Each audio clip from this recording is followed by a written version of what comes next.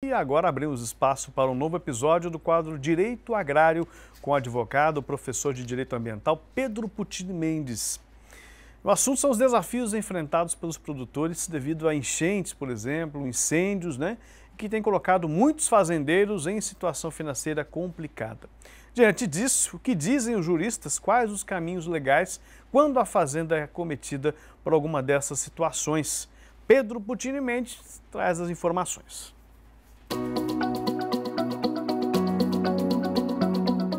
Saudações!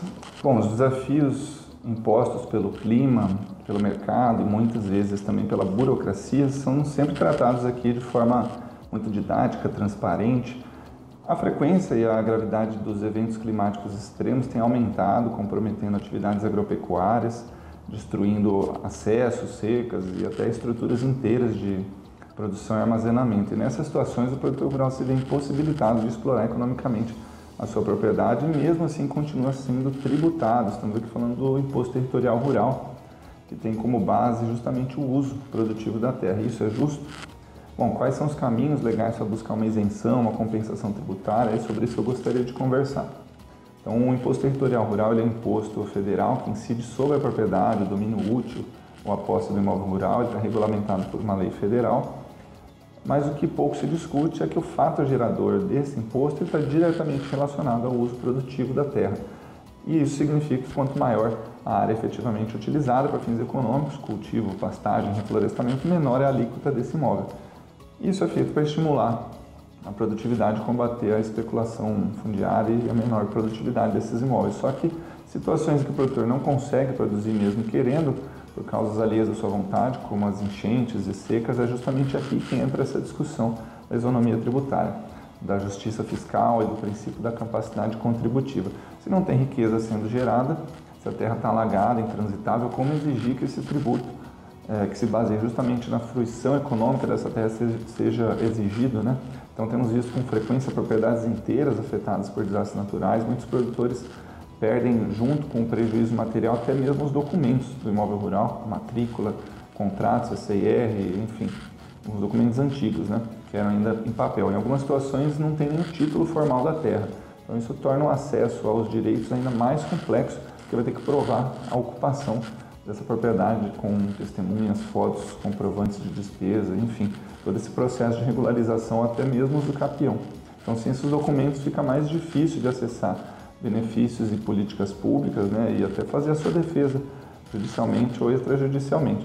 Bom, juridicamente tem uma linha de argumentação muito clara. E se a terra está improdutiva por uma razão involuntária, como um desastre natural, ela não deveria ser tributada com base no imposto que se sustenta na ideia do uso econômico. Então já tem precedentes reconhecendo até que em áreas invadidas ou desapropriadas sem indenização, o produtor rural não é obrigado a pagar o ITR. Então é uma aplicação direta do princípio da capacidade contributiva, ou seja, ninguém pode ser obrigado a pagar o imposto se não tem riqueza sendo gerada ou se tem um impedimento comprovado no uso da propriedade rural. No caso do ITR, esse raciocínio ele pode ser aplicado com base em 3 pilares, que o primeiro é o uso produtivo por motivo de força maior, a ausência de fato gerador e a injustiça da cobrança frente à condição do contribuinte. Então é aqui que é importante destacar que para que essa tese funcione, o produtor rural precisa ter provas. Então não basta só alegar que teve uma enchente ou uma seca, mas comprovar esses danos e o impacto sobre a produção. Alguns exemplos de documentos que podem ser reunidos nesse sentido são as fotografias e vídeos com datas mostrando danos na propriedade rural, os laudos técnicos, as notificações da Defesa Civil, boletins de ocorrência, boletins meteorológicos, certidão ou reconhecimento da situação de emergência ou de calamidade do local, a comprovação por meio de notas fiscais, registros de produção, enfim, mapas mostrando as áreas afetadas. Então, é importante registrar, até mesmo no preenchimento da declaração de terra, as condições de improdutividade temporária dessa terra, especialmente também no ato declaratório ambiental, no ADA, se o imóvel possui áreas de preservação, reserva ou áreas de interesse ecológico que foram destruídas. Também anexado a documentação complementar junto à Receita Federal, Em último caso, isso vai ser levado ao Judiciário. Um outro caminho é acompanhar e dar suporte à tramitação de um projeto de lei muito importante, que é o 3678/2021, que prevê isenção de ITR para as áreas sujeitas a inundações periódicas mediante certificação do Ministério da Agricultura e Pecuária, então solicitados dos parlamentares. porque nessa crise climática crescente, o produtor não pode ficar enfrentando essas questões sozinhos. O apoio de profissionais especializados é muito importante. Então é hora de fortalecer essa rede de proteção do produtor rural, que já carrega nos ombros aí o peso da produção de alimentos, num país que está com um clima cada vez mais imprevisível. Guarde provas, busque orientação, informe a situação no ITR e, se necessário, apresente as medidas jurídicas cabíveis. Saudações e até a próxima.